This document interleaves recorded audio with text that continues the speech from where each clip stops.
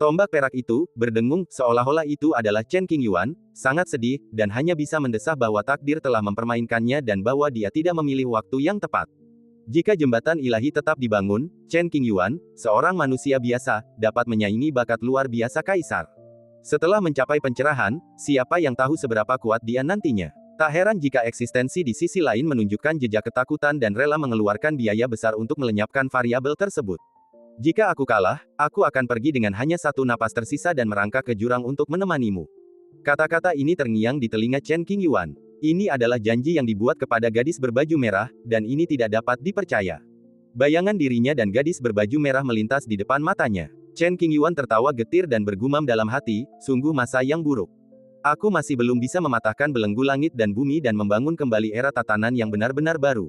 Apakah aku masih bisa kembali ke Tianyuan hidup-hidup dan bertemu denganmu lagi? Chen Qingyuan tidak yakin. Demi menepati janjiku dan demi keyakinanku yang teguh, aku tidak akan pernah berhenti dan akan berjuang sampai mati. Jika dia dapat bertahan hingga kesadaran Kaisar Qingyu menghilang, maka Chen Qingyuan akan memiliki peluang untuk menang. Fragmen kesadaran yang mencakup jutaan tahun tidak dapat bertahan lama. Masalahnya, berapa lama Chen Qingyuan bisa bertahan? Kaisar Qingyu, yang kekuatannya perlahan meningkat, bertarung melawan Chen Qingyuan, yang aura buah daunnya perlahan memudar. Ia mengerahkan kekuatan pola dewa tertinggi dan meraih keunggulan mutlak hanya dengan satu gelombang kekuatan hanya dengan mengangkat tangannya. Darah Chen Qingyuan mengucur deras dari lukanya, dan ia perlahan tak mampu bertahan lagi. Jauh di dalam langit berbintang, musik Buddha tetap terdengar. Di sebelah kiri Kaisar Qingyu, cahaya keemasan muncul, aura damai dan penuh kasih. Di sebelah kanan, energi iblis melonjak, aura yang sangat dingin dan mencekam. Kalau begitu, mari kita pertaruhkan nyawa kita. Chen Qingyuan tahu ia tak bisa menunda lebih lama lagi, dan memutuskan untuk menggunakan jalan terakhirnya. Jika ia tidak bisa membalikkan keadaan dengan serangan ini, ia pasti sudah mati. Dengan menggunakan lautan kekacauan dalam tubuh sebagai panduan, kuras sisa kekuatan buah Tao, lampaui diri sendiri, dan lampaui batas Anda. Terlepas dari keberhasilan atau kegagalan gerakan ini, jalan mundurnya terputus, dan dia tidak akan memiliki kekuatan lagi untuk bertarung di jembatan di masa mendatang. Alasan mengapa saya bekerja keras adalah untuk memenuhi janji yang saya buat. Aku akan berusaha sekuat tenaga untuk tetap hidup dan datang untuk menemukanmu. Jika berhasil, aku akan naik ke jurang surga, menemuimu lagi, dan tinggal bersamamu selamanya. Saya harap keinginan ini dapat terwujud. Chen Qingyuan bertekad untuk bertarung sampai mati dan siap melaksanakan rencananya. Pada saat ini, sebuah suara kuno datang dari kehampaan tak berujung dan mencapai telinga Chen Qingyuan, asal-usul keilahian, 3 inci di bawah lutut kiri, Anda hanya memiliki satu kesempatan, Anda tidak akan gagal. Terlalu sedikit. Ketika Chen Qingyuan mendengar ini, matanya sedikit berubah dan hatinya bergetar. Dengan bimbingan Kaisar Taiwei, Chen Qingyuan menemukan cara untuk menyelesaikan krisis mayat Kaisar. Selama periode ini, sisa-sisa Kaisar Taiwei telah menggunakan kekuatannya yang lemah untuk mencari cara untuk memecahkan kebuntuan. Akhirnya, jejak ditemukan dan pesan segera terkirim. Kemudian, sisa-sisa Kaisar Taiwei mulai mengantuk, kelelahan luar biasa. Berhasil atau tidaknya sepenuhnya bergantung pada takdir. Jika aku dapat mengalahkannya dengan satu serangan, aku mungkin dapat menyelamatkan hidupku. Kalau gagal sekali, tanda ketuhanan itu pasti akan tergeser, dan mustahil untuk menemukannya lagi. Chen Qingyuan melihat secercah harapan untuk menang tanpa mempertaruhkan nyawanya. Hanya ada satu kesempatan, dan sangat sulit untuk berhasil. Chen Qingyuan tidak berani bertindak gegabah, karena takut kehilangan kesempatan. Namun, Anda tidak dapat terus-menerus menundanya, karena tubuh Anda tidak sanggup lagi menerimanya. Sangat sulit untuk menemukan kesempatan yang cocok dalam waktu sesingkat-singkatnya. Setelah beberapa ronde berikutnya, Kaisar Qingyu mempertahankan keunggulan mutlak. Dalam situasi ini, ia hanya perlu satu pikiran untuk sepenuhnya menekan Chen Qingyuan, membuatnya tidak memiliki peluang untuk pulih. Sesuatu yang aneh terjadi. Mata Kaisar Qingyu menjadi jauh lebih jernih. Gerakannya tiba-tiba terhenti sejenak, dan saat itu ia berkata, bidik cahaya hijau di tubuhku. Serang, cepat. Lokasi lampu hijau tepat 3 inci di bawah lutut kiri Kaisar Qingyu. Chen Qingyuan teralihkan sejenak, dengan segala macam keraguan tersembunyi di hatinya. Ia tak berani ragu sedetik pun dan menusuk dengan sekuat tenaga. Baik kerajaan Buddha maupun lautan darah, semuanya dalam keadaan hening. Dalam sekejap, tombak perak itu menembus cahaya hijau. Ledakan. Saat berikutnya, cahaya hijau mekar, dan keilahian di dalam mayat Kaisar rusak dan mulai runtuh. Kaisar Qingyu telah mencari tanda boneka saat bertarung melawan Chen Qingyuan. Ia juga merasakan niat membunuh yang kuat dan sulit dipahami dalam diri Chen Qingyuan, sebuah gerakan yang pasti mengancam nyawa. Bagaimana orang yang luar biasa bisa berhenti di sini? Sejak awal, Kaisar Qingyu telah memikirkan untuk menerobos dan memulihkan kekuatannya sendiri. Jauh di lubuk hatinya, ia merindukan Chen Qingyuan untuk bertahan lebih lama, sehingga ia dapat menekan kendali ilahi dari pihak lain di saat kritis. Ledakan. Momentum Kaisar Qingyu menurun drastis, dan penglihatan aneh di kerajaan Buddha mulai menjadi jelas. Hahaha, menghadapi situasi ini, Kaisar Qingyu tidak kecewa atau sedih, tetapi tertawa terbahak-bahak, merasa bahagia dan gembira. Menghancurkan keilahiannya berarti Kaisar Qingyu telah kehilangan kontak dengan pantai lain dan meninggalkan jalan menuju keabadian. Jika ia mempertahankan keilahiannya, dan jika pantai lain berhasil di kemudian hari, ia akan mendapatkan manfaat darinya dan kemudian dapat mencari kebebasan.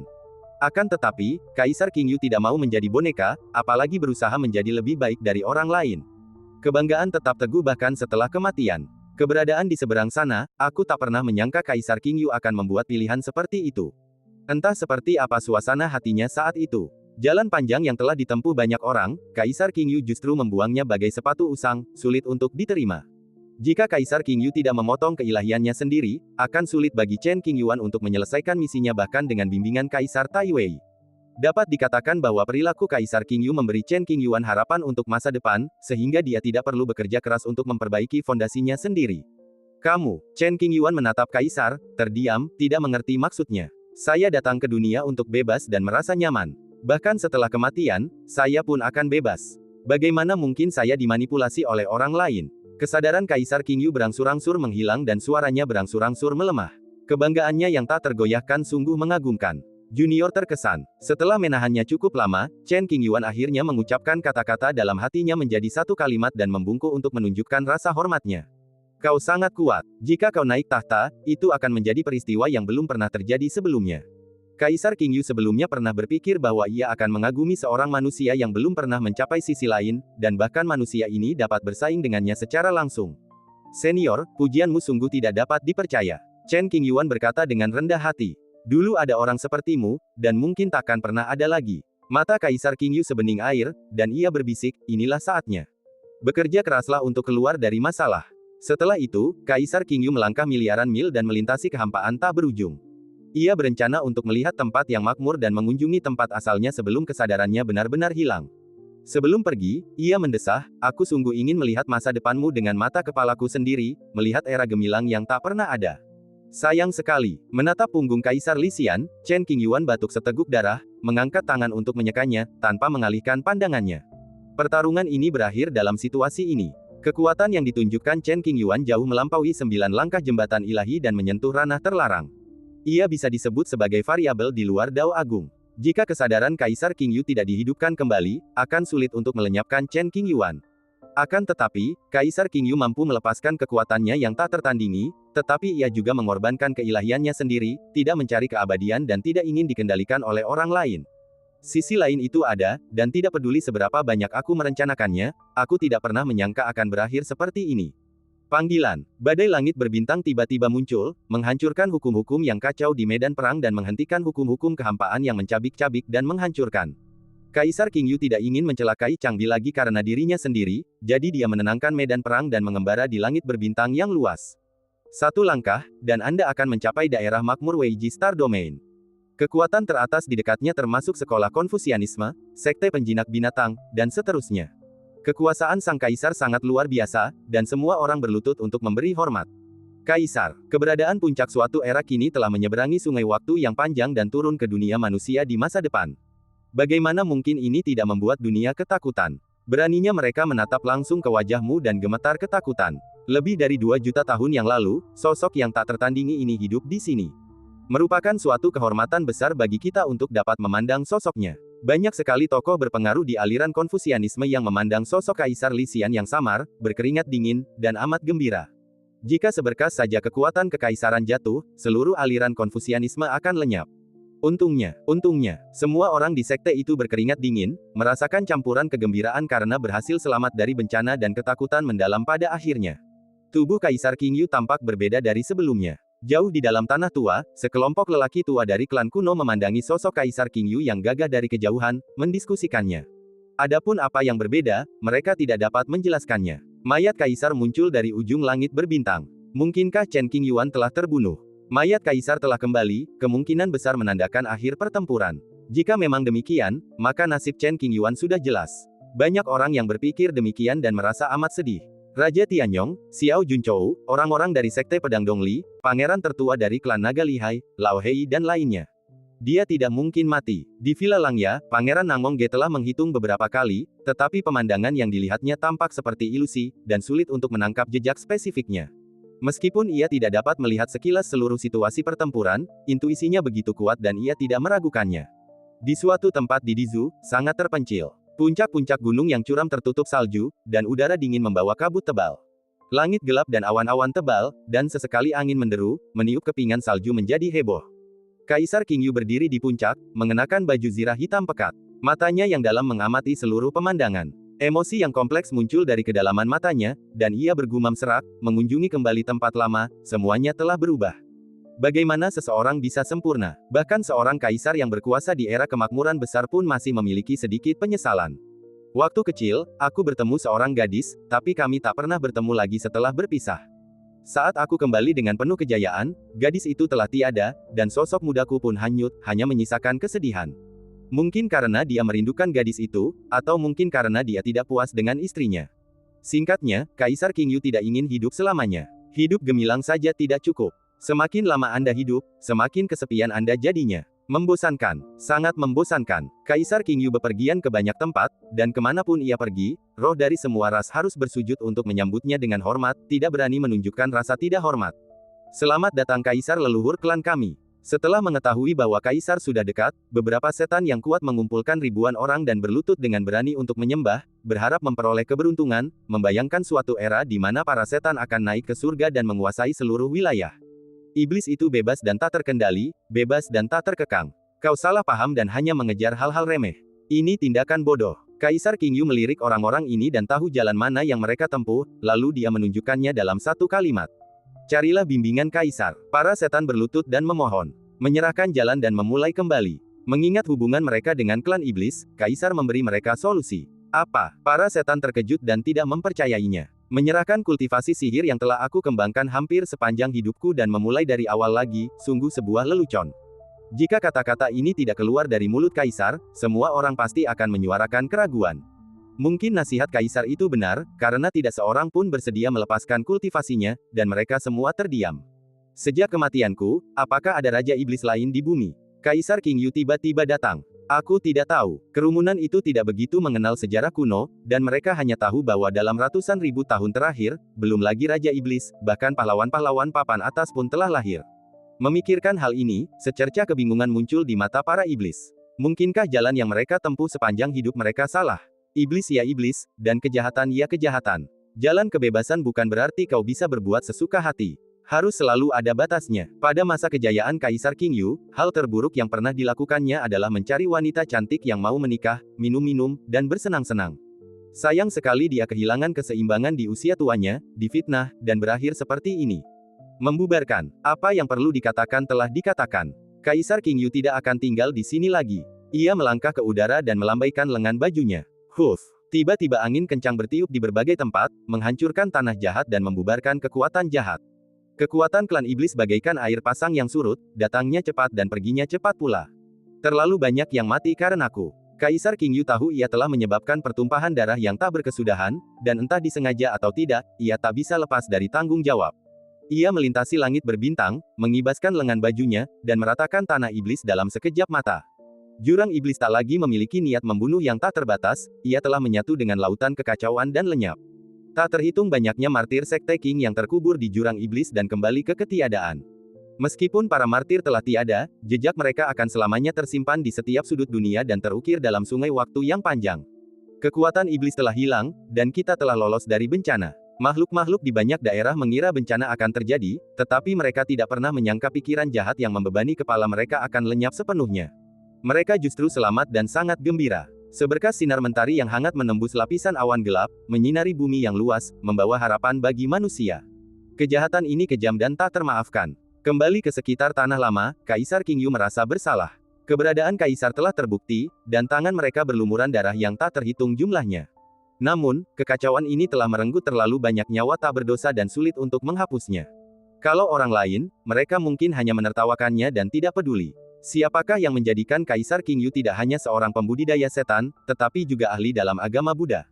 Dengan sedikit sisa tenaga sadarnya, ia membacakan Sutra Amitabha beberapa kali untuk membantu jiwa yang telah meninggal agar terlahir kembali.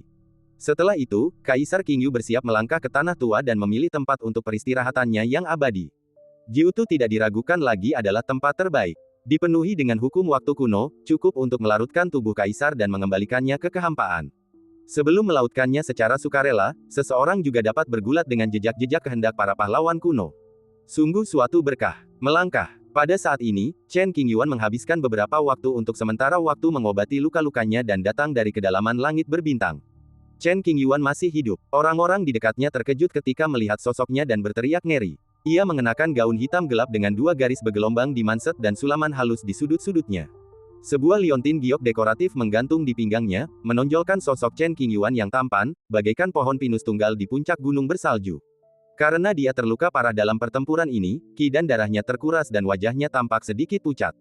Dia masih hidup. Sepasang mata yang terkejut bertemu, dan hati banyak orang dipenuhi gelombang, dengan dampak yang sangat besar.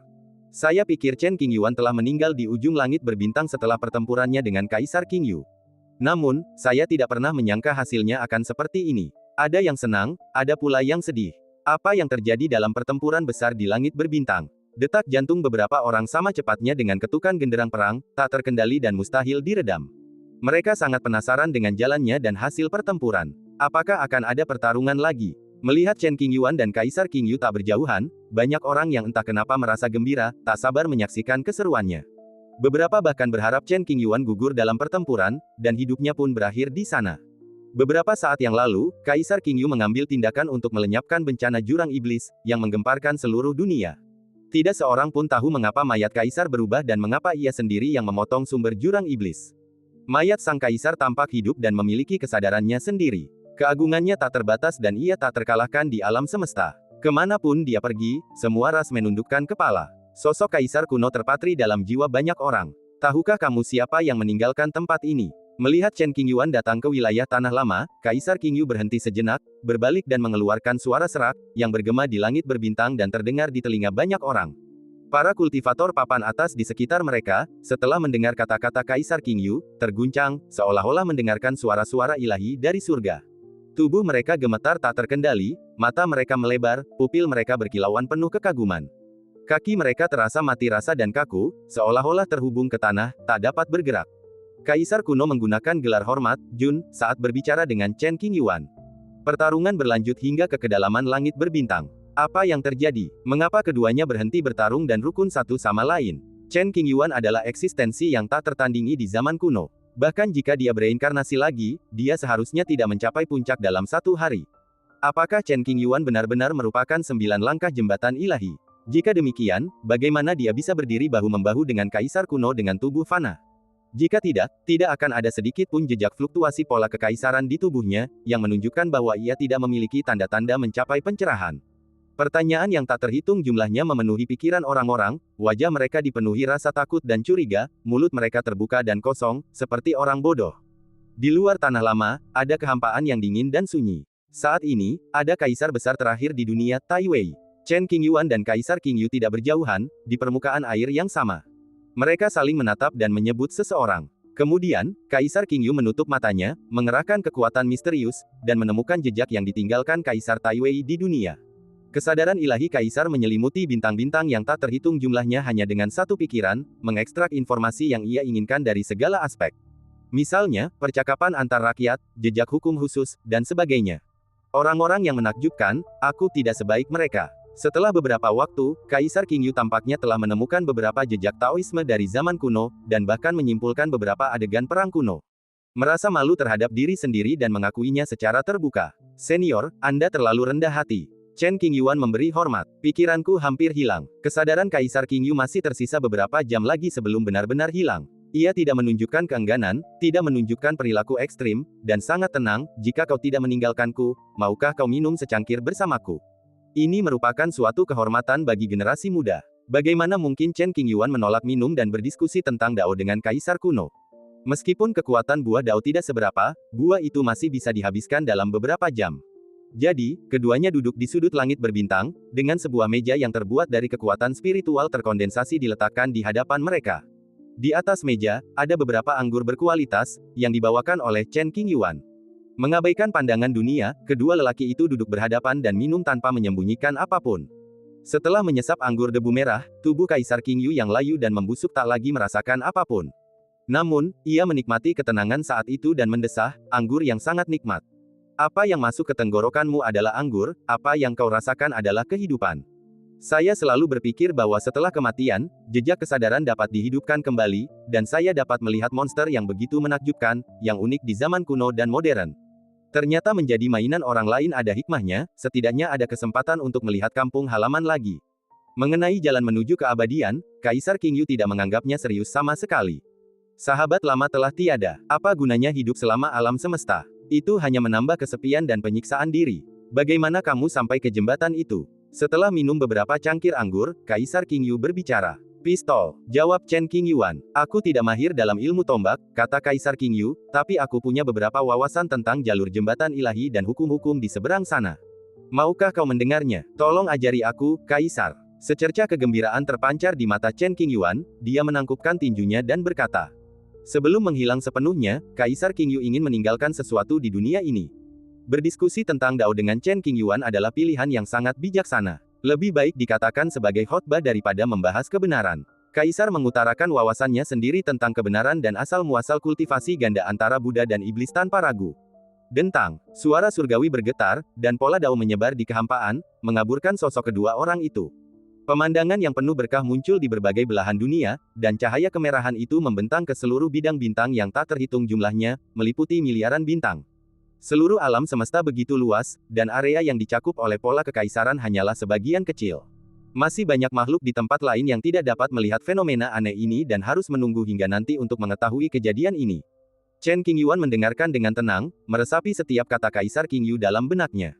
Merupakan suatu berkah yang luar biasa ketika Kaisar dapat menyampaikan pengalamannya. Sekalipun Chen Qingyuan tidak mendalami ajaran Buddha dan ilmu setan, dia tetap dapat memperoleh beberapa wawasan khusus dari sana, yang akan berguna untuk pertempuran berikutnya di jembatan ilahi.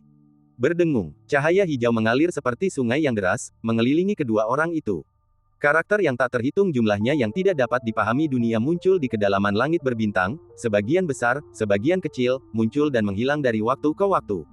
Kadang-kadang, bayangan seorang Buddha kuno muncul, melantunkan kitab suci sambil menundukkan alis. Akan ada banyak sekali pola ajaib, yang meliputi jutaan bintang. Kaisar Qingyu memandang Chen Qingyuan dengan sangat positif, mengagumi kebenaran dan tekadnya yang tak tergoyahkan.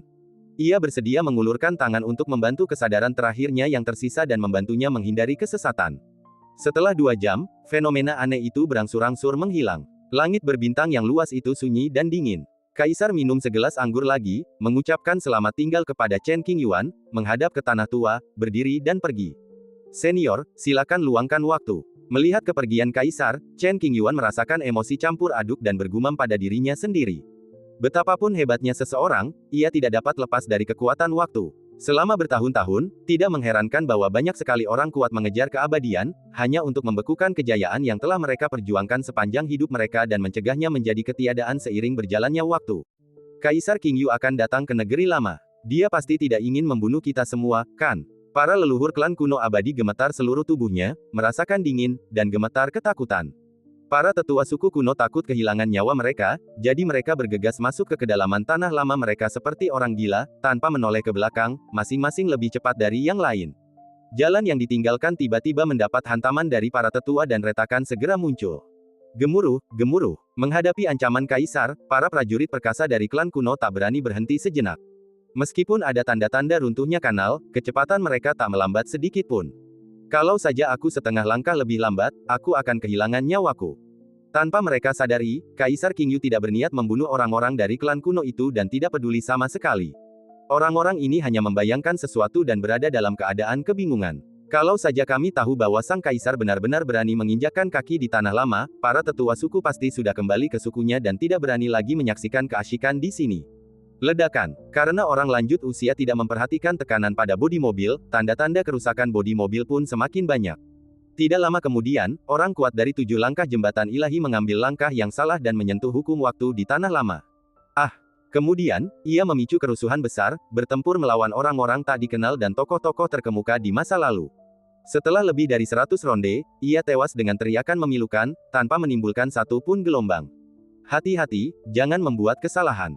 Ketika yang lain melihat kejadian ini, mereka ketakutan dan langkah mereka menjadi lebih tepat. Mereka sangat takut mengikuti jejak orang itu dan mati secara tidak sengaja.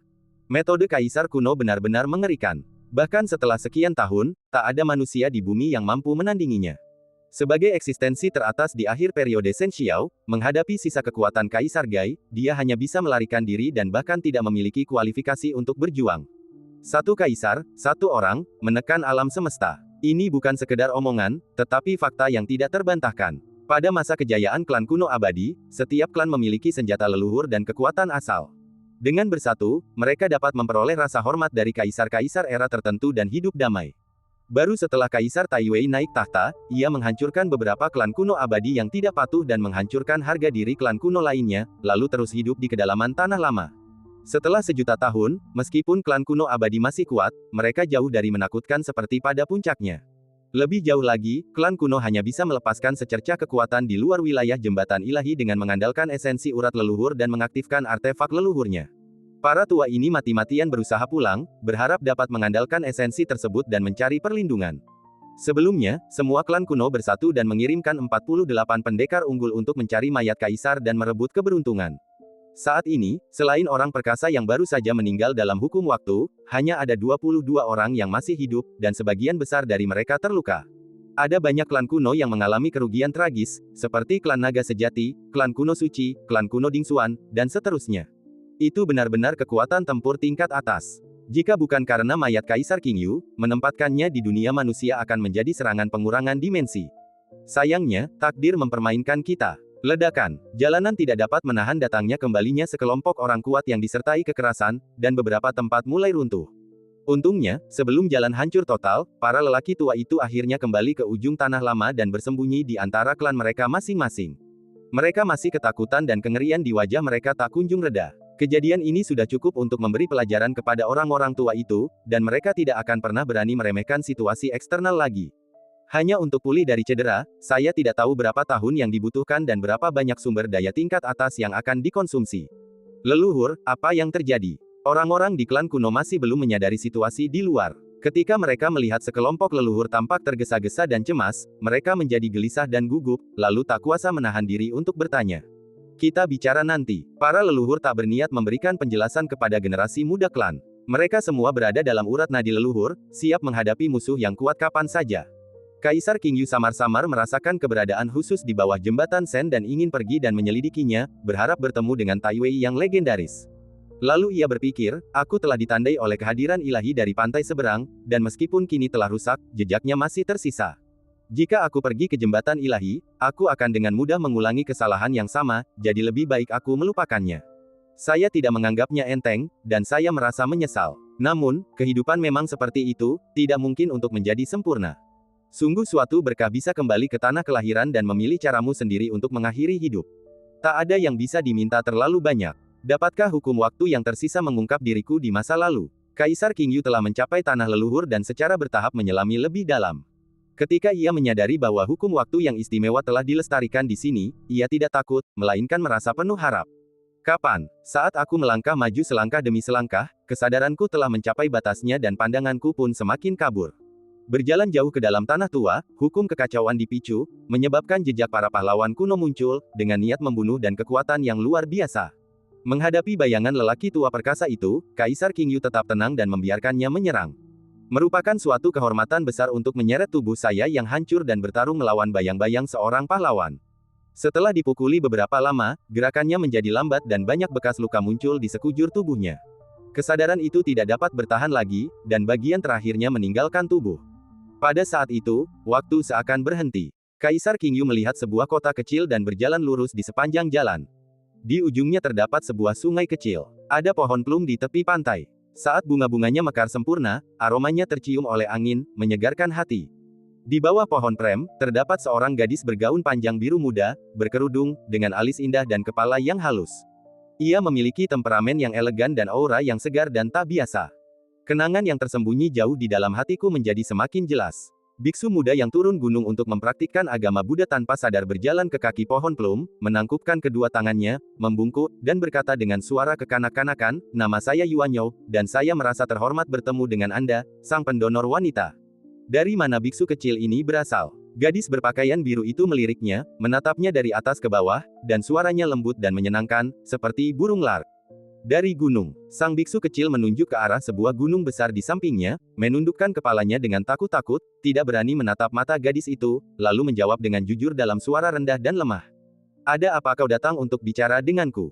Gadis berbaju biru itu menyadari bahwa biarawati muda itu masih baru dan belum berpengalaman, jadi ia bercanda, "Aku bahkan tidak punya makanan untuk dimakan malam ini, jadi aku tidak bisa memberimu sedekah.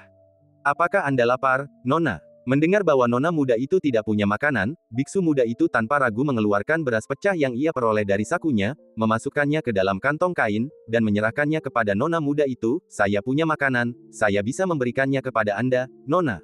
Melihat tas kain yang diserahkan oleh biksu kecil itu, gadis berbaju biru itu jelas tertegun sejenak, bertanya-tanya apakah biksu kecil ini benar-benar bodoh atau naif. Lucu sekali. Dengan cara ini, mereka berdua menjadi teman, duduk di bawah pohon plum, dan memasak semangkuk bubur. Dia turun gunung untuk mencari Dharma. Ia melarikan diri dalam keadaan terluka dan kini tinggal menyendiri di sini. Ia telah mencapai tingkat spiritual tertentu dan telah lama berpuasa. Namun, melihat bubur di depannya, entah kenapa ia merasakan sedikit keserakahan.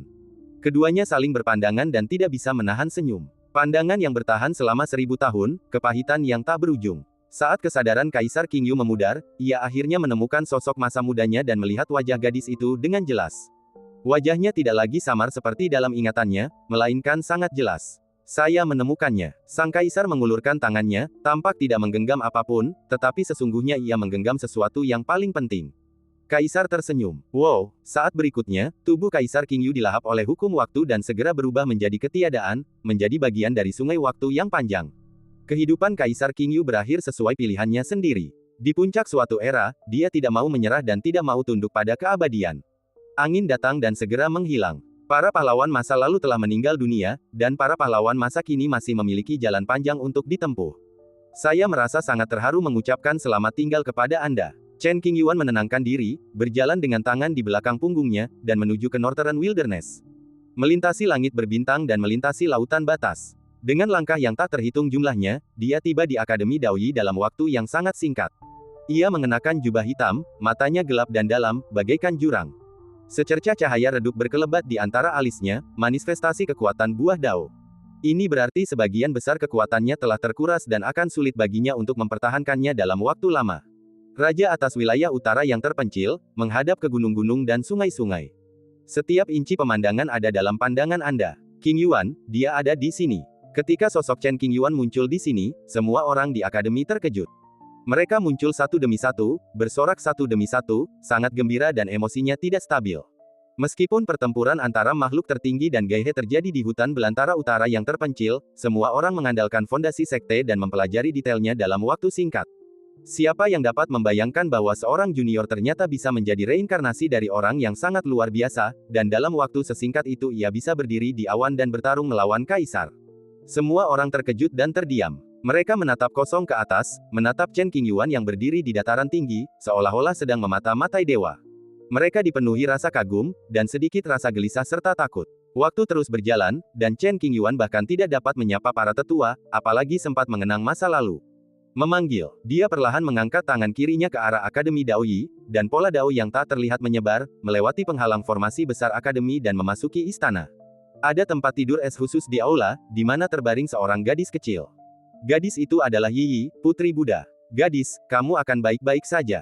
Chen Qingyuan menembus kehampaan dengan satu lirikan, menatap Yi yang hanya memiliki secercah kehidupan tersisa, sedikit kelembutan terpancar di matanya, dan dia bergumam pada dirinya sendiri. Paksa keluar tanda penghakiman surga milik Yi, dan suatu hari dia akan menyingkirkannya. Ledakan. Sesaat kemudian, seberkas cahaya kuat dari tengah alis Yi meledak, menghancurkan perisai pelindung di sekitar tubuhnya dan menembus atap istana. Untuk apa ini? Para petinggi di akademi segera menyadari pergerakan di lokasi Yi dan bergegas menghampiri, tetapi mereka tidak dapat mendekat karena tanda penghakiman surgawi terlalu mengerikan. Dia ingin mencari jalan keluar untuk Yi. Dekan muncul, mengenakan gaun panjang berwarna terang dan kerudung, tampak mulia dan anggun, dengan suara dingin. "Anak." Di satu sisi, Yan Yanan, mengenakan pakaian sederhana, Memandang ke arah Yi, seluruh tubuhnya menegang, dan alisnya penuh kekhawatiran. Apakah itu akan berhasil? Banyak orang khawatir tentang masalah ini dan berdoa dalam hati. Segel penghakiman memperlihatkan wujud aslinya, terukir di kehampaan, menyerupai diagram 8 diagram, dengan pola jalan yang padat, kuno, megah, dan sangat misterius. Chen Qingyuan memasang ekspresi kosong di wajahnya saat ia meraih segel penghakiman.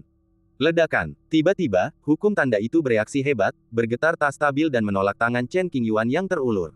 Keputusan ini harus ditanggung oleh saya. Chen Qingyuan menatap tanda penghakiman dan berbisik. Setelah mengatakan itu, dia menyerang lagi. Dia mempertaruhkan nyawanya dan bergegas ke area hukum penghakiman tanpa ragu-ragu. Tiba-tiba, hukum alam semesta mengunci Chen Qingyuan. Langit yang sunyi dan berbintang itu luas dan tak berbatas. Kekuatan dahsyat penghakiman Tianyu bagaikan lautan luas dan tak berbatas, sedangkan Chen Qingyuan bagaikan pulau terpencil di tengah laut, dikelilingi air laut di segala sisi, dan tak ada seorang pun yang menemaninya. Sekalipun aku sendiri, keyakinanku tetap teguh dan tak goyah sedikit pun. Datang. Chen Qingyuan mengeluarkan raungan panjang, rambut panjangnya berkibar dan ujung-ujung pakaiannya beterbangan. Lapisan cahaya hijau muncul di permukaan tubuh. Dalam sekejap mata, sebuah kekuatan misterius terbentuk, mengandung tekad yang tak tergoyahkan. Sosok kaisar semu yang tak tertandingi berdiri gagah di langit berbintang, menggunakan tubuh fananya untuk melawan kehendak surga. Merayu, raungan kuno langit dan bumi menyebar ke seluruh dunia. Kekuatan surga begitu besar sehingga dunia menjadi takut. Chen Qingyuan tidak berniat mundur, melainkan menyentuh inti hukum penghakiman dan melangkah maju dengan momentum besar. Ledakan. Kehampaan di sini tiba-tiba runtuh, membentuk pusaran besar dengan diameter puluhan juta meter, yang mampu menelan banyak bintang. Energi tak berujung datang dari ujung pusaran, ingin menghancurkan semua yang ada di sekitarnya, menunjukkan kehendak tertinggi hukum alam semesta yang tidak dapat dilanggar. Merusak. Chen Qingyuan tak kenal takut dan melihat peluang. Ia menggunakan tangannya sebagai pisau dan dengan ganas memotong hubungan antara kekuatan penghakiman Tianyu dan Yi. Ledakan. Seketika, cahaya hukum bersinar, dan miliaran pola kuno terjalin membentuk rantai keteraturan dan penghakiman, memperlihatkan wujud fisiknya. Salah satu ujungnya berada jauh di dalam pusaran gelap dan dingin, sementara ujung lainnya membelenggu Yi. Saat serangan Chen Qingyuan mendarat, rantai hukum mulai bergetar hebat, dan cahaya memercik seperti bintang yang meledak, menyilaukan dan terang. Tampak seperti lukisan indah di dunia, tetapi sebenarnya menyembunyikan niat membunuh yang tak berujung.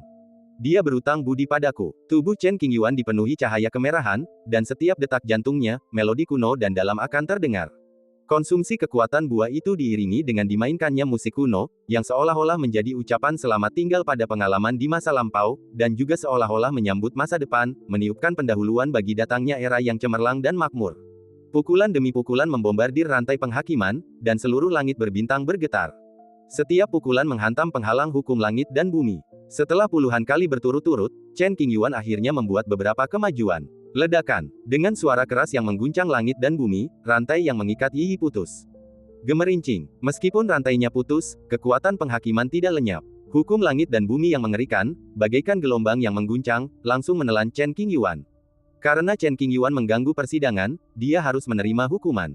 Tidak ada yang perlu ditakutkan dalam pertempuran dengan Tianyu. Setelah memutus rantai keteraturan, Chen Qingyuan tidak lagi khawatir akan menyakiti Yi dan tidak memiliki kekhawatiran. Berbalik, kekuatan langit dan bumi mengembun menjadi pusaran hitam pekat. Dia berpakaian hitam seperti tinta dan berwajah tegas. Mata yang dalam dan mendalam itu menembus kegelapan dan menerobos ilusi, seolah-olah melihat sesuatu di ujung pusaran. Hal yang terakhir adalah energi tatanan kosmik, sesuatu yang terkondensasi menjadi satu.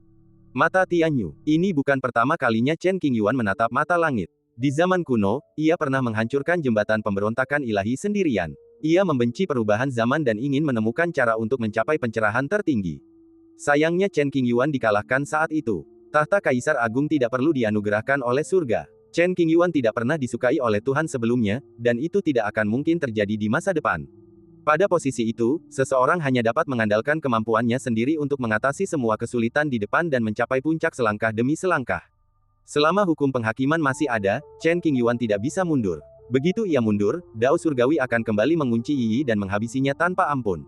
Saat bertarung dengan Kaisar Qingyu, tombak perak itu rusak dan tidak dapat digunakan. Jika Anda menggunakannya secara paksa, itu akan rusak. Dengan daging dan darah, saya menghadapi hukum alam tanpa rasa takut. Pukulan itu dilayangkan, tidak ada yang istimewa. Kekuatan tinju yang kembali ke keadaan semula memusnahkan hukum langit dan bumi di depannya hingga menjadi ketiadaan, menyerbu ke dalam pusaran, dan menuju ke mata langit. Ledakan. Sebelum dapat mencapai mata surga, kekuatan tinju itu ditelan oleh kegelapan dan menghilang sepenuhnya. Panggilan. Sebuah telapak tangan transparan raksasa tiba-tiba berkumpul di atas Chen Qingyuan dan menekan ke bawah. Dentang. Chen Qingyuan menangkupkan kedua tangannya, cahaya keemasan samar muncul di permukaan, dan setiap sinar cahaya mengandung pola Buddha. Teknik fisik tertinggi Buddha Kasyapa dapat membuat tubuh Tao lebih kuat. Cahaya keemasan yang melesat ke angkasa menembus telapak raksasa surga di atas kepalanya. Akan tetapi, pohon palem raksasa itu telah memperoleh momentum dan tidak berhenti, malah jatuh dengan cepat. Ledakan. Di saat kritis itu, Chen Qingyuan tergerak, dan sebuah pedang spiritual berujung 3 muncul di tangannya. Ia mengangkat kepalanya dan mengayunkannya.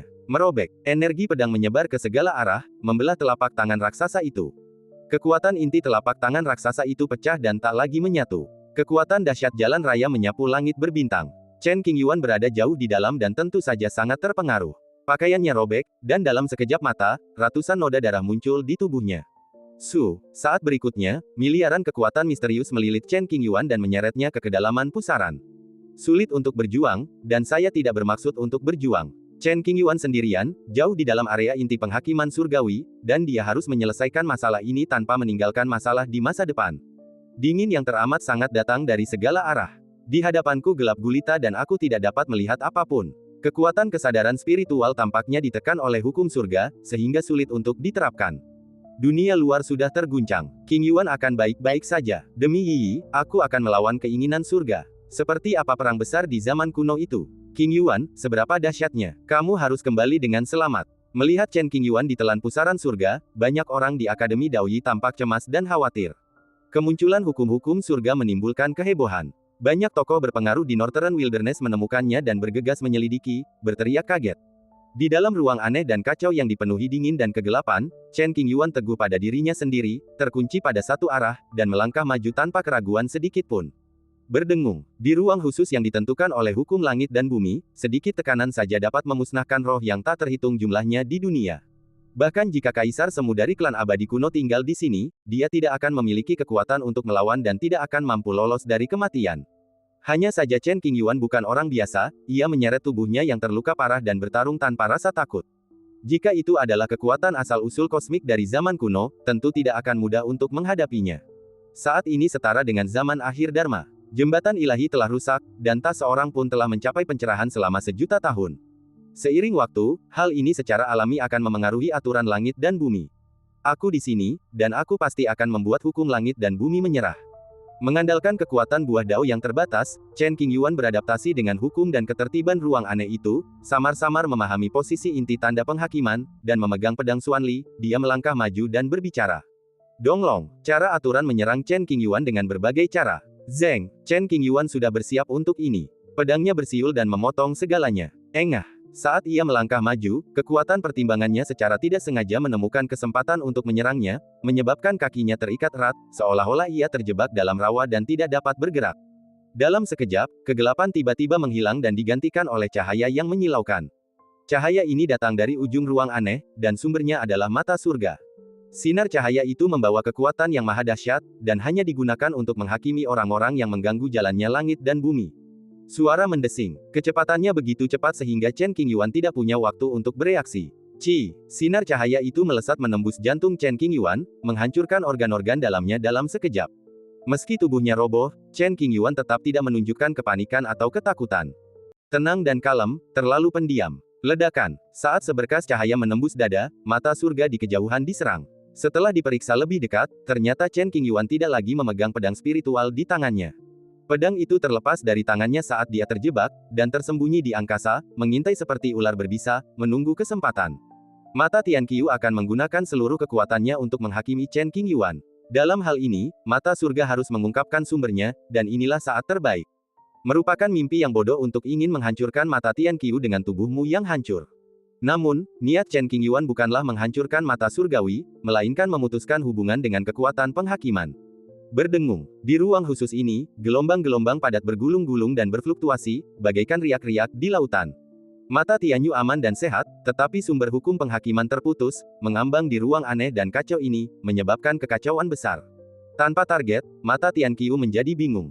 Setelah sekian lama tumpul, mata Tian Qiu mengikuti tatanan dan aturan alam semesta, menyatu dengan langit berbintang, dan berubah menjadi ketiadaan. Adapun aturan penilaian yang tersisa di ruang ini, Chen Qingyuan melambaikan tangannya dan menepisnya. Untungnya, Yi Yi masih bayi kecil dan kekuatan buah qi di tubuhnya tidak terlalu kuat. Kalau tidak, akan jauh lebih sulit bagi Chen Qingyuan untuk memutuskan hubungan ini daripada sekarang, dan dia mungkin tidak akan mampu melakukannya bahkan jika dia mengorbankan nyawanya. Wow, dia mengangkat tangan kirinya dan melambaikannya di depannya. Robek ruang tersebut dan kembali keluar. Tempat kami menetap tidak jauh dari Akademi Wuyi. Hanya dibutuhkan beberapa napas untuk melintasi langit berbintang sejauh ribuan mil. Apa yang telah terjadi? Ketika semua orang melihat Chen Qingyuan lagi, mereka terkejut dan sangat khawatir. Lubang berdarah di dadanya dan bekas luka di sekujur tubuhnya sungguh mengejutkan. Nak, kau harus tetap hidup. Chen Qingyuan menahan napas, menatap akademi pertama, mengangkat tangan dan menunjuk, bergumam pada dirinya sendiri, ini hadiah dari ayahmu. Di masa depan, kau harus percaya diri dan jangan biarkan dirimu diganggu. Cahaya hijau samar menyatu di dahi Yi Yi. Di dalam lampu hijau terletak warisan Qi Fa Kaisar Qingyu. Kembangkan baik Buddha maupun setan, tidak ada hukum ketuhanan. Ayah kandung Yi Yi beragama Buddha, sedangkan ibunya berasal dari klan Yu, cabang klan iblis. Tidaklah berlebihan jika dikatakan bahwa Yi Yi adalah orang yang paling cocok di dunia untuk mewarisi hukum Kaisar Qingyu. Setelah menyelesaikan ini, Chen Qingyuan berbalik dan berjalan pergi. Banyak sekali pasang mata yang menatapnya, dan dia tidak bisa tinggal di istana Yixue apapun yang terjadi. Harus menjauh dari sini. Di tempat ini tidak ada apapun kecuali jurang surga. Gertakkan gigimu dan terus maju, melintasi langit berbintang yang tak berujung. Kesadarannya sudah kabur dan kekuatan buah itu akan hilang sepenuhnya. Akhirnya, Chen Qingyuan melihat ke jurang, tersandung, dan jatuh ke dalamnya. Saat Chen Qingyuan memasuki Tianyuan, penglihatannya menjadi gelap dan dia pingsan. Organ-organ dalamnya hancur oleh hukum langit, dan ia terluka parah dalam pertempuran dengan Kaisar Qingyu. Kekuatan buah itu pun lenyap sepenuhnya. Semua faktor ini bergabung, bagaikan balon yang dipompa lalu berlubang, lalu mengempis dalam sekejap mata. Saat Chen Qingyuan melangkah ke medan bintang terdekat di pagi hari, gadis berbaju merah dapat merasakannya. Jika Chen Qingyuan tidak datang, dia harus menanggung harga yang tak terbayangkan dan pergi keluar Tianyuan untuk membawanya kembali. Dia tidak bisa membiarkannya terancam oleh kekuatan eksternal apapun. Meski penuh luka dan sekarat, Chen Qingyuan tetap berangkat ke Tianyuan karena dia sudah berjanji akan datang menemani gadis berbaju merah. Bagi seorang pria yang menghargai janjinya, hidup atau mati tidak dapat menghentikannya. Dengan tekadnya itu, dia jungkir balikkan jurang itu. Panggilan. Gadis berbaju merah itu sudah lama menunggu di sana. Sebelum tubuh Chen Qingyuan jatuh ke tanah, ia memeluk pinggangnya. Keduanya saling menempel erat, tetapi tidak ada ambiguitas di antara keduanya. Kamu terlalu lelah. Kamu harus istirahat. Gadis berbaju merah itu memegang Chen Qingyuan dengan satu tangan dan dengan lembut menyentuh wajahnya dengan tangan lainnya. Jari-jarinya yang ramping seperti batu giok sedikit gemetar, menunjukkan kegugupan dan kekhawatiran. Baru saat Chen Qingyuan kehilangan kesadaran, gadis berbaju merah berani melakukan hal yang keterlaluan, membelai pipinya dan mengamati wajahnya tanpa menahan diri dan tanpa harus menyembunyikan apapun. Cahaya putih samar meluap dari telapak tangan gadis berpakaian merah dan menembus ke tubuh Chen Qingyuan, menekan luka-lukanya dan mencegah vitalitasnya menghilang, bertekad untuk melindungi hidupnya. Memeluk Chen Qingyuan, dia pergi ke kedalaman Tianyuan, merawatnya tanpa mengendur. Dia mengeluarkan ramuan kuno yang tumbuh di jurang, memurnikannya menjadi cairan, memasukkannya ke dalam mulut Chen Qingyuan, dan meneteskannya ke luka. Kemudian dia mengerahkan kekuatan spiritualnya sendiri dan dengan hati-hati menyembuhkan luka-lukanya selangkah demi selangkah. Setelah menyelesaikan penyembuhan setiap hari, gadis berbaju merah akan duduk di samping tempat tidur, memperhatikan dengan tenang, tidak menganggapnya membosankan, tetapi sangat menikmati saat-saat damai ini. Kau selalu memaksakan diri, tak pernah melihat pemandangan di sepanjang jalan, apalagi berhenti untuk beristirahat. Sekarang kau sudah mati, mau tak mau kau harus bermimpi. Gadis berbaju merah itu mengulurkan jari telunjuk kirinya dan dengan lembut membelai pipi Chen Qingyuan. Baginya, ini adalah cara terbaik untuk memanfaatkannya, dan dia tidak akan berani melakukannya lagi. Sangat jarang bisa membuat Chen Qingyuan berbaring di sini dengan patuh dan tidak pergi kemanapun. Sulit untuk menggambarkan perubahan di dunia luar dalam beberapa kata. Istana sekolah, aula dalam. Yi Yi sudah terbangun dan menatap sekelompok tetua di sekitarnya dengan ekspresi konyol di wajahnya, tidak tahu apa yang telah terjadi. Setelah memastikan bahwa Yi Yi dalam keadaan aman dan sehat, dan bahwa kekuatan hukum penghakiman tidak lagi ada dalam dirinya, dia juga menyadari bahwa energi spiritual dalam kehampaan telah mulai menembus ke dalam tubuh Yi Yi dan tetap berada di sana, yang tidak diragukan lagi menunjukkan bahwa dia dapat memulai kultivasinya dan bahwa masa depan yang menjanjikan berada dalam jangkauannya. Tidak peduli apapun, tidak peduli apapun. Banyak tetua mengulangi kalimat ini, dan tak kuasa menahan diri untuk tidak mengkhawatirkan keselamatan Chen Qingyuan. Kegembiraan di wajah mereka perlahan memudar, dan mereka tampak sedih. Dia pasti tidak akan muncul. Dekan itu sungguh-sungguh meyakini hal ini, menatap ke kejauhan dengan 1000 pikiran dalam benaknya. King Yuan, kamu harus berhati-hati. Wajah Tuan Yu Chen dipenuhi kekhawatiran saat dia bergumam pada dirinya sendiri. Pada saat yang sama, di dunia kuno di Zhou, ada beberapa jejak spesifik perang kuno, yang telah dikumpulkan menjadi buku dan dijual dengan harga tinggi. Dalam waktu yang sangat singkat, buku yang mencatat perang kuno itu tersebar luas. Banyak biksu membaca buku itu, berteriak keras, dan sangat terkejut. 300.000 tahun yang lalu, 17 prajurit yang tak tertandingi berbaris bersama, dipimpin oleh Chen Qingyuan. Jalan Shen Xiao, berjuang melawan langit dan melawan bumi. Ia menekan pola dao aneh yang tersisa dari zaman kuno dan menjangkau area jembatan rusak yang dipenuhi dengan niat membunuh yang tak berujung. Kemudian, Chen Qingyuan berjalan ke bagian belakang jembatan sendirian, memegang tombak perak, dan memenggal 7 mayat kaisar. Satu langkah ke sisi yang lain, tetapi karena kekuatan yang tidak diketahui, tubuhnya roboh, dan tujuannya hilang. Para pendeta yang mendalami sejarah kuno membuat tebakan kasar dengan tingkat akurasi yang sangat tinggi melalui catatan-catatan kuno peninggalan zaman dahulu yang pecah di berbagai tempat dan mengamati sejumlah besar pecahan gambar. Makhluk fana dapat membunuh 7 mayat kaisar, apakah itu benar-benar mungkin? Menurut informasi terbaru yang dapat diandalkan, orang-orang di generasi selanjutnya sama sekali tidak menyadari sejarah zaman kuno. Hal ini disebabkan oleh perang kuno yang begitu dahsyat dan memengaruhi tatanan dunia. Kekuatan asal-usul alam semesta menghapus sejarah tersebut dan baru terungkap suatu hari nanti. Mengerikan sekali. Meskipun Chen Qingyuan belum mencapai pencerahan, sikapnya sebanding dengan banyak kaisar agung di zaman kuno. Pantas saja Chen Qingyuan begitu monster. Ternyata dia reinkarnasi dari makhluk kuno tingkat tinggi. Untuk sesaat, seluruh dunia terguncang, dan semua orang mengagumi nama Chen Qingyuan. Pagi harinya, Chen Qingyuan entah bagaimana kembali ke kondisi puncaknya dan bertarung melawan mayat Kaisar Qingyu, secara mengejutkan mampu mengimbanginya. Di mata dunia, kedua belah pihak berimbang, tetapi detail spesifik pertempuran dan hasilnya tidak dapat diungkapkan. Berita tentang perang kuno sebelumnya dan pertempuran dengan mayat kaisar menyebar ke seluruh surga dan alam dengan kecepatan yang luar biasa, menyebabkan guncangan yang tak terbayangkan. Misalnya, setiap kali Chen Qingyuan disebutkan, orang-orang akan terpesona dan tidak berani menunjukkan sedikit pun jejak hujatan di mata mereka. Setidaknya di mata dunia, Chen Qingyuan masih berada di puncak, tak terjangkau dan menakutkan. Ku dengar Chen Zunyu pergi ke Northern Wastelen belum lama ini, bertarung melawan kekuatan penghakiman surgawi, lalu menghilang tanpa jejak. Aku tidak tahu di mana dia sekarang. Berita-berita makin banyak bermunculan, membuat gelombang demi gelombang naik tak henti-hentinya, tak kunjung surut, dan kian meninggi. Banyak orang tidak berani memanggil namanya karena rasa hormat. Sekalipun mereka berasal dari klan kuno yang abadi, itu sama saja. Sang master yang terkenal di dunia, yang telah memperoleh reputasinya melalui kekuatannya sendiri, patut dikagumi. Khususnya klan kuno abadi, sekelompok leluhur dikejar oleh mayat kaisar, dan lebih dari separuhnya tewas. Namun, Chen Qingyuan muncul dengan keanggunan yang tak tertandingi, bersaing dengan mayat kaisar.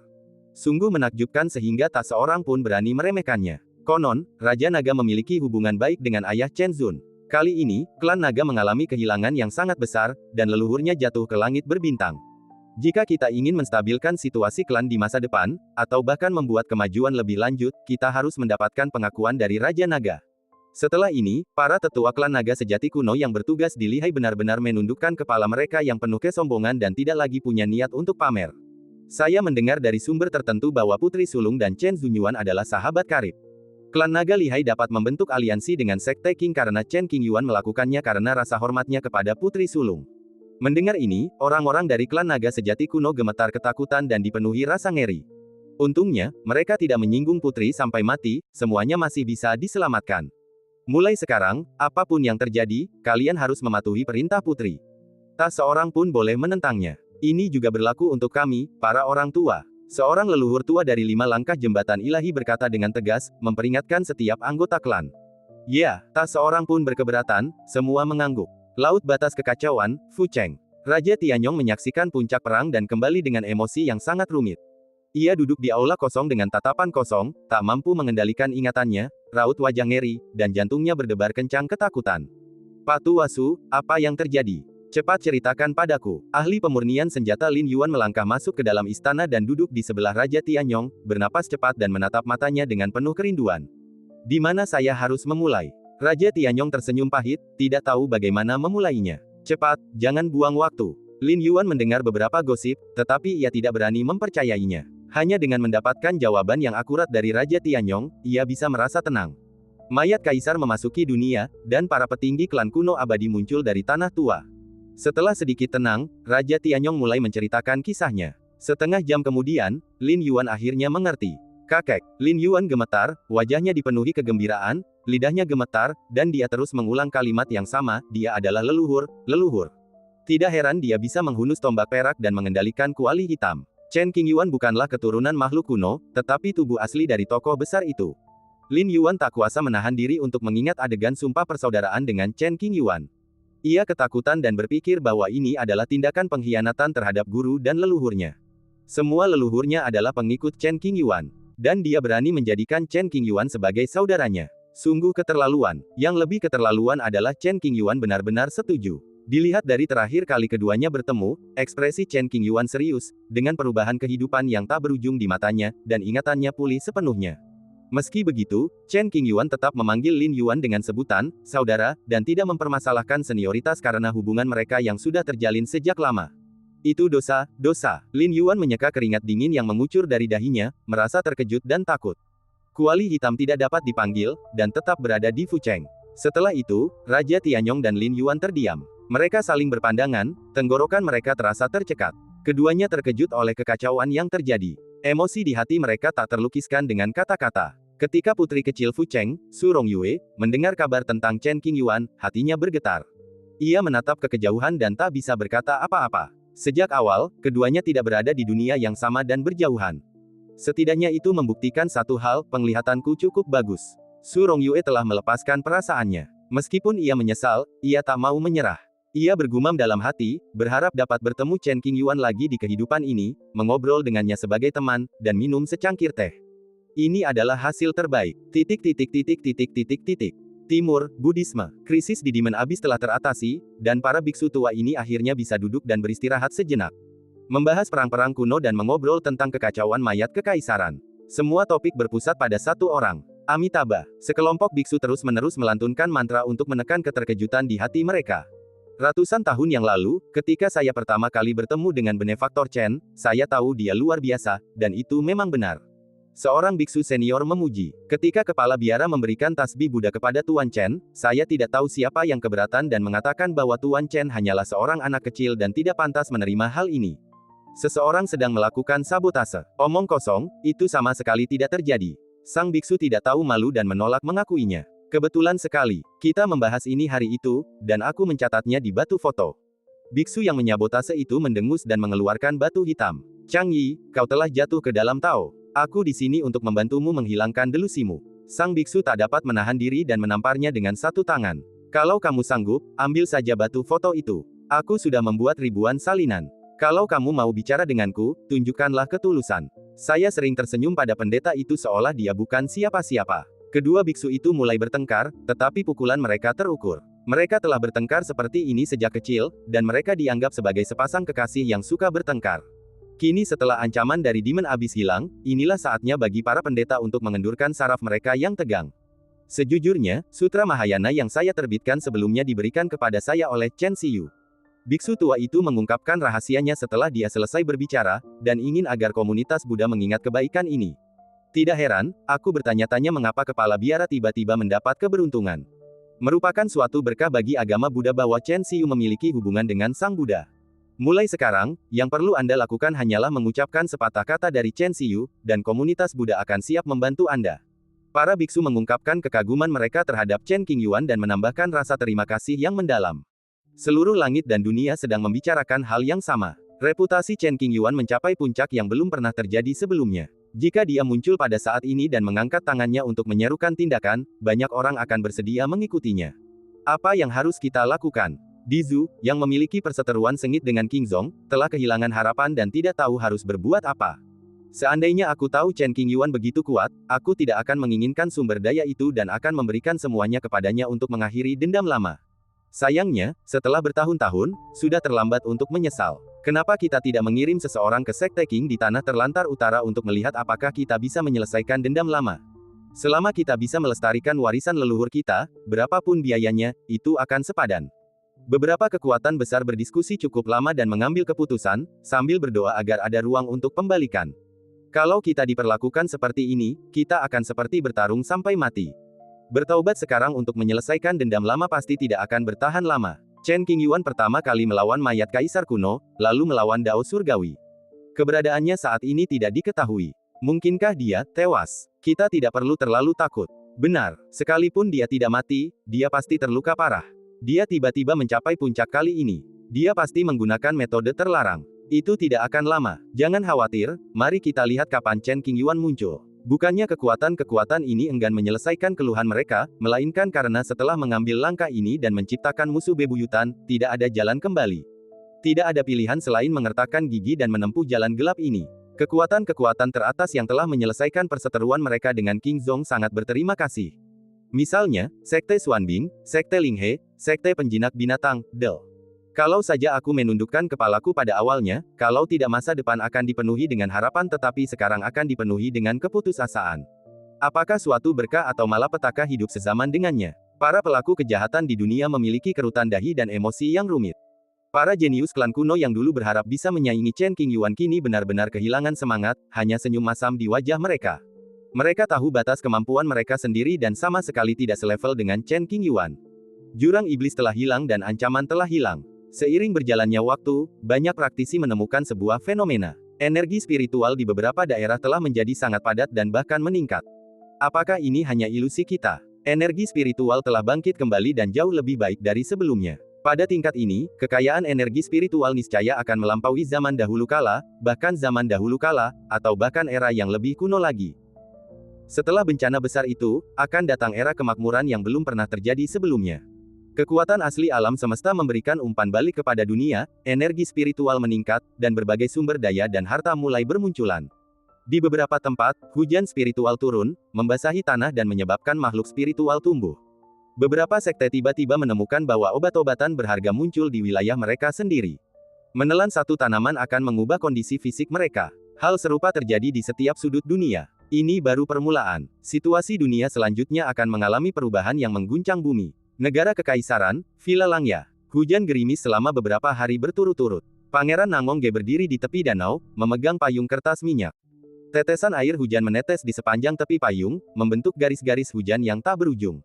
Sesekali, angin bertiup dari pegunungan, meniupkan beberapa tetes air hujan ke pakaiannya, menciptakan sedikit noda air dan menambahkan sedikit nuansa duniawi. Nangongge menatap lurus ke depan dengan tatapan yang dalam, alisnya menegang dan mengendur kadang-kadang, seolah-olah dia sedang memikirkan sesuatu. Setelah beberapa saat, dia sedikit menurunkan alisnya, memperhatikan riak-riak yang tak terhitung jumlahnya yang terbentuk oleh hujan yang jatuh di danau, dan bergumam, ini semakin sulit untuk dipahami.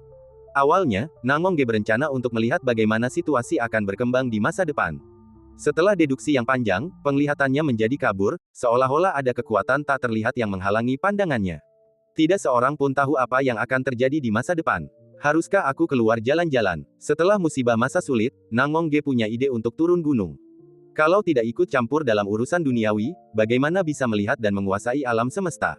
Pangeran, seorang tamu telah tiba. Pembantu itu datang untuk melapor. Mungkin karena terlalu asyik memikirkan masa depan, Nangongge tidak terlalu memperhatikan fluktuasi hukum di sekitarnya.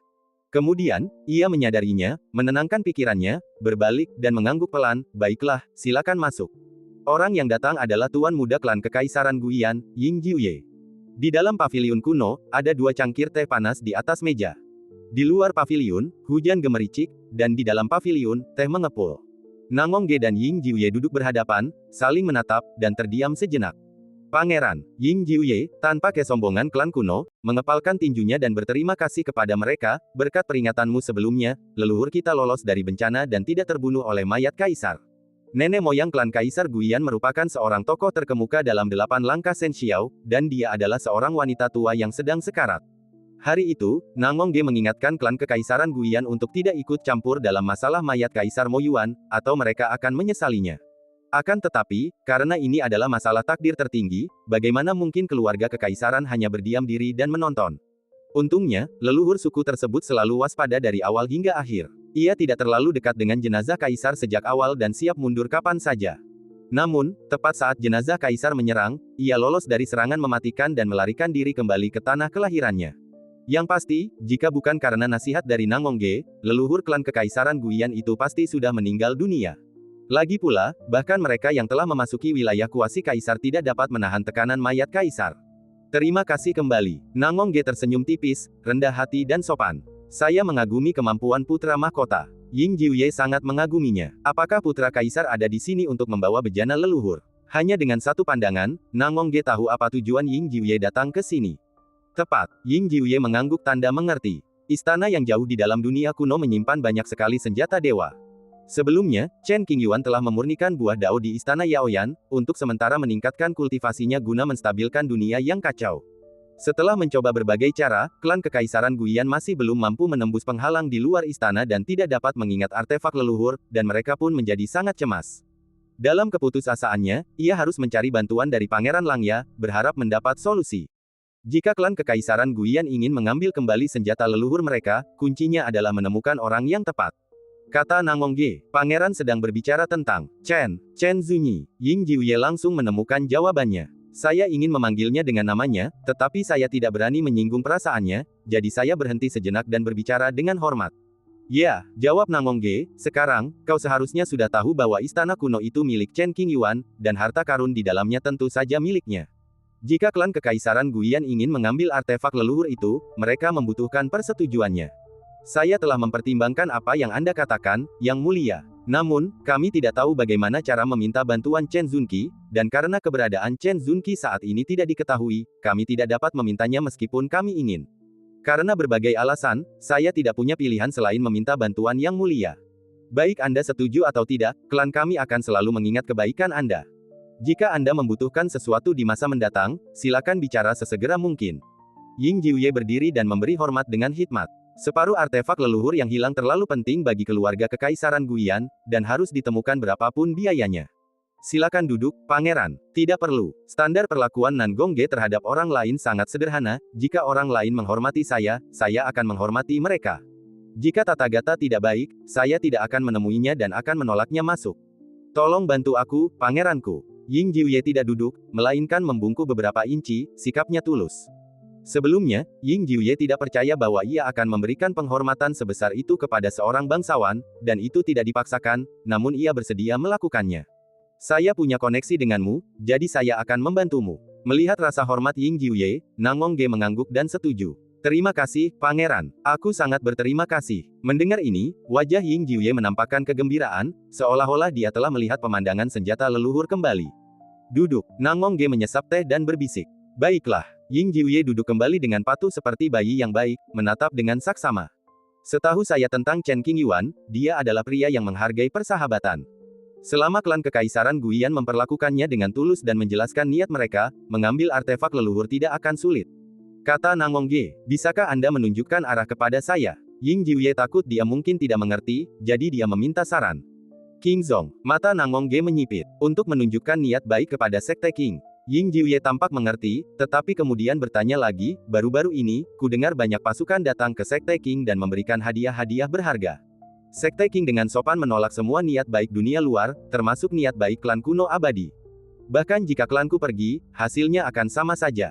Kau bodoh sekali. Ucapan Nangongge penuh dengan ketidakberdayaan, namun juga sedikit rasa sayang. Petik 2 petik 2. Wajah tua Ying Jiuye memerah, dan ia terbatuk pelan untuk menyembunyikan rasa malunya. Ia membungkuk dan berkata, Tuanku, tolong beritahu saya metode yang spesifik. Tolong, apapun sekte atau alirannya, akan selalu ada hari di mana mereka akan menerima murid. Setahu saya, Sekte King belum mengisi kembali darahnya selama lebih dari 100 tahun. Jika sekte ini ingin berkembang dalam jangka panjang, pasti akan diadakan upacara penerimaan murid. Jika waktunya tepat, klan Kekaisaran Guiyan dapat mengirimkan orang yang tulus untuk menerima inisiasi. Ingat, jangan sembunyikan identitasmu, agar tidak disangka mata-mata dan menimbulkan kesalahpahaman. Mereka yang dekat dengan air akan mendapatkan bulan terlebih dahulu. Setelah kau bergabung dengan Sekte King, segalanya akan lebih mudah mulai sekarang. Jika klan Kekaisaran Guiyan tertarik, kita bisa membahas aliansi. Dengan segala hormat, kebangkitan Sekte King tak terbendung. Tidak akan memalukan bagi klan Kekaisaran untuk membentuk aliansi dengan mereka, bahkan bisa jadi langkah yang bagus. Nangongge berkata banyak sekaligus, takut kalau Ying Jiuye mungkin tidak mengerti. Akankah Sekte King merekrut orang-orang dari klan kuno? Ying Jiuye awalnya tersenyum, lalu berkata dengan cemas, jika aku pasti akan waspada terhadap orang-orang dari klan lain dan tidak akan pernah merekrut mereka sebagai murid. Ayo kita lakukan sekarang. Aku akan menulis surat yang cukup untuk menghilangkan kekhawatiran King Zong. Tidak akan sulit untuk membuat pengecualian. Jaminan pribadi Nangong Ge dapat membuat King Zong memberinya wajah ini. Benarkah? Kekhawatiran Ying Jiuye berubah menjadi kegembiraan, dan ia dipenuhi rasa syukur. Kebaikan sang pangeran sulit untuk dibalas. Pertama, dia menunjukkan lokasi senjata leluhur, dan kemudian mengingatkan keluarga kekaisaran untuk tidak ikut campur dalam urusan Demon Abyss, sehingga leluhur dapat menanganinya dengan hati-hati, dan menyelamatkan hidupnya. Dengan begitu banyak bantuan yang diberikan, mustahil untuk hanya memberikan banyak sumber daya untuk mengakhirinya. Jangan berterima kasih padaku sepagi ini. Meskipun aku bisa meminta Sekte King untuk memberi klan kekaisaran Guian kesempatan, apakah semuanya bisa berjalan lancar sesuai rencana awal bergantung pada takdir klan kekaisaran itu sendiri. Sekte King memiliki kriteria yang sangat spesifik dalam menerima murid. Yang terpenting, mereka harus lulus ujian yang telah diwariskan oleh leluhur mereka untuk memastikan kesetiaan mereka dan tidak memiliki motif tersembunyi. Ujian ini memastikan keseimbangan yang kuat di dalam Sekte King. Kami belum pernah mendengar satu pun pengkhianatan oleh pejabat tinggi, dan mereka tetap setia kepada sekte tersebut. Hanya jika klan kekaisaran Guian tulus, mereka dapat lulus ujian. Nangong Ge menjelaskan secara detail. Itulah maksudku. Ying Jiuye mengangguk pelan, mencatat setiap kata. Bagaimana kalau tidak berhasil? Tidak heran Ying Jiuye bertele-tele. Senjata leluhur memang sangat penting. Semua aspek perlu dipertimbangkan, dan tidak boleh ada kecelakaan. Jika gagal, aku akan memberitahu Chen Qingyuan saat aku bertemu dengannya lagi. Soal apakah Chen Qingyuan setuju atau tidak, itu tergantung takdir. Ini adalah pilihan yang buruk dan penuh ketidakpastian. Kesediaan Nangong Ge untuk mengambil tindakan secara pribadi dianggap sebagai kehormatan besar bagi keluarga kekaisaran Guian. Terima kasih, Pangeran. Mendengar kata-kata Nangong Ge, Ying Jiuye membungkuk lagi, mengungkapkan rasa terima kasihnya. Sebagai tanggapan, Nangong Ge tersenyum dan menerimanya dengan senang hati. Keduanya minum beberapa cangkir teh, mengobrol tentang beberapa tokoh kontemporer, dan berbicara tentang reruntuhan kuno di daerah tertentu. Beberapa jam kemudian, Ying Jiuye mengucapkan selamat tinggal dan mengambil surat rekomendasi yang ditulis oleh Nangong Ge sendiri, yang memberikan kesempatan kepada orang-orang dari klan kekaisaran Guian untuk mengikuti ujian untuk menjadi murid masuk. Sebelum pergi, ia meninggalkan sebuah cincin sumi, yang penuh dengan sumber daya paling berharga. Cincin itu merupakan tanda terima kasihnya kepada klan Kaisar Guian. Jika dikonversi menjadi batu roh, jumlahnya akan mencapai angka astronomi. Nangong Ge mengambil cincin itu tanpa ragu-ragu dan melihatnya pergi. Diyu, Dongsui, bersiaplah. Kita akan jalan-jalan beberapa hari lagi. Kemudian, Nangong Ge menatap kedua pelayan yang melayani di sampingnya. Ya, Pangeran. Pelayan itu membungkuk dan menerima pesanan itu. Energi spiritual berangsur-angsur menjadi lebih kaya, dan berbagai sumber daya berharga bermunculan. Yang kuat tergoda dan pertempuran pun dimulai lagi. Itulah jejak tentara kekaisaran Buddha. Di sudut alam semesta yang luas, beberapa makhluk kuat mengikuti hukum kuno yang tak diketahui dan membuat penemuan tak terduga. Setelah takjub, mereka pun gembira. Bertahun-tahun yang lalu, seorang murid Buddha melangkah ke jantung klan iblis. Untuk menyelamatkannya, Chen Qingyuan memasuki Tianyuan dan mengambil senjata kaisar Buddha khusus. Pada zaman dahulu, Buddha Kasyapa memiliki lengan ini, yang ia gunakan sebagai perisai untuk masuk jauh ke dalam klan iblis tanpa terluka. Kemudian, prajurit Kaisar Tangan Buddha menerjang kehampaan dengan sendirinya dan menghilang, tak seorang pun tahu kemana ia pergi. Bahkan selama kekacauan di jurang iblis, prajurit Kekaisaran Tangan Buddha tidak muncul. Di ujung selatan, seorang anak dari desa pegunungan kecil secara tidak sengaja memakan roh yang tidak diketahui asalnya. Ia kemudian membuka panggung roh Vena Surgawi dan langsung menjadi seorang kultivator inti emas, yang menimbulkan sensasi di daerah tersebut. Berita ini menggemparkan wilayah sekitarnya. Satu kekuatan spiritual saja bisa membuat manusia fana melampaui 6 alam tubuh fisik dan mencapai tahap inti emas, sungguh mengerikan. Begitu kejadian itu terjadi, banyak sekali pembudidaya bergegas menuju lokasi desa pegunungan kecil dan menggali jauh ke dalam pegunungan di dekatnya, tetapi mereka tidak dapat menemukan binatang roh lain, sungguh disayangkan. Ada yang mengatakan bahwa anak itu diterima menjadi murid oleh seorang yang sakti. Seorang iblis besar telah muncul dari aliran Konfusianisme, memetakan arah Konfusianisme untuk masa depan. Ia telah mencapai beberapa prestasi, dan terkadang muncul penampakan surga yang aneh. Monster itu tentu saja Lunanxian yang selalu berpegang teguh pada niat awalnya. Tujuan mempelajari dan memasuki Tao sangat sederhana, menyebarkan pengetahuan dan menyelamatkan orang-orang. Dahulu kala, Lunanxian gagal mencapai pencerahan dan menjadi orang yang tidak berguna. Para pemimpin Konfusianisme meninggalkannya dan membiarkannya berjuang sendiri. Siapa sangka Lunanxian bisa mencapai Dao Agung meski cacat. Hal ini mengejutkan para petinggi aliran Konfusianisme. Mereka berusaha sekuat tenaga untuk menebusnya, tetapi hanya sedikit berhasil. Mengenai niat aliran Konfusianisme untuk menambah hiasan pada kue, Lunan Xianggen mengabaikannya dan tidak berniat membalasnya. Biarkan saja, mazhab Konfusianisme sudah terlalu banyak kontradiksinya. Sungguh dibutuhkan tindakan drastis untuk memecahkan kebuntuan dan bergerak menuju kemakmuran. Sekelompok cendekiawan besar tahu bahwa mereka salah, jadi mereka membiarkannya menyimpulkan Taoismenya di luar dan diam-diam mengirim para ahli untuk melindunginya. Tidak peduli apapun, Lunanxian adalah penganut Konfusianisme, dan tidak akan terjadi apa-apa pada pemuda yang begitu menjanjikan. Semakin banyak sarjana Konfusianisme mengikuti Lunanxian ke wilayah bintang terpencil untuk menyebarkan pengetahuan, termasuk pertanian, ekonomi, arsitektur dan sebagainya, yang secara signifikan meningkatkan kualitas hidup manusia yang tak terhitung jumlahnya. Hanya ketika kelangsungan hidup paling mendasar terjamin, kita dapat berbicara tentang angin, salju, dan bulan. Sebuah peninggalan kuno telah ditemukan di wilayah bintang Yiqian. Kemungkinan besar itu adalah makam seorang kaisar semu dari zaman kuno. Tanpa perlindungan hukum alam semesta, jejak-jejak waktu terekspos ke mata semua orang. Miliaran tahun telah berlalu sejak lahirnya alam semesta, dan tanah ini telah melahirkan banyak sekali orang-orang luar biasa. Bahkan jejak-jejak sejarah kuno itu pun perlahan-lahan muncul. Semua tanda menunjukkan sifat luar biasa dari era ini. Akan semakin banyak orang jenius yang cemerlang seperti bintang. Meskipun Yang Mulia Chen adalah orang hebat di zaman dahulu, mengapa ia mampu bertahan hingga hari ini? Banyak orang bingung mengenai hal ini dan tidak dapat mengetahui alasannya. Sekalipun caranya bertentangan dengan kehendak surga, tidak akan butuh waktu 300.000 tahun agar transformasi itu terjadi. Karena Yang Mulia Chen mampu melakukannya, maka dapatkah makhluk kuno tertentu juga bereinkarnasi? Kemungkinan ini tidak rendah. Kita tidak bisa mengatakan bahwa Chen Qingyuan adalah kasus khusus dan tidak ada orang lain yang bisa bereinkarnasi selain dia. Aneh sekali, tidak pernah ada catatan tentang makhluk sakti yang bertransformasi menjadi Buddha dalam kitab-kitab kuno. Apakah hal itu ditutupi oleh hukum Dao Agung, atau memang benar-benar tidak pernah terjadi? Baik itu klan kuno yang abadi maupun buku-buku dan jilid-jilid kuno dari reruntuhan kuno yang digali, tidak ada catatan reinkarnasi yang ditemukan. Bagaikan selembar kertas kosong tanpa setitik tinta pun.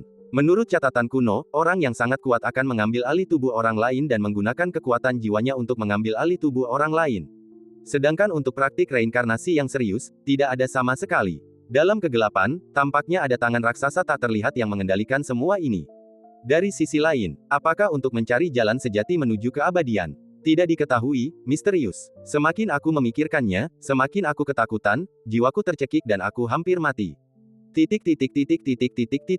Alam liar utara, jurang langit. Di daratan luas tak berbatas itu berdiri sebuah rumah bambu sederhana. Di atas tempat tidur kayu di kamar itu, seseorang berbaring. Chen Qingyuan telah koma selama beberapa bulan dan belum menunjukkan tanda-tanda akan sadar. Gadis berbaju merah memeriksa kondisi fisiknya setiap hari, khawatir ia mungkin mengalami cedera serius. Dahinya dipenuhi kekhawatiran, berharap semuanya akan membaik.